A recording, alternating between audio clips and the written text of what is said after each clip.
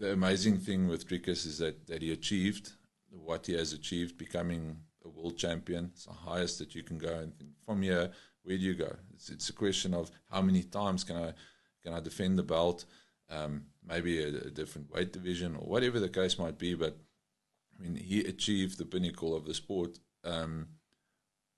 From this situation, as it is in South Africa,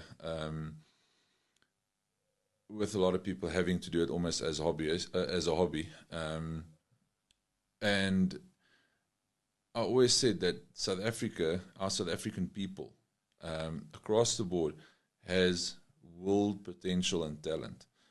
In sports specifically, we are definitely a nation that can achieve amazing things. But in all sports, if you go look at the sports where we do well, it's where there's good structures, good coaching, good leadership, and that's where development happens.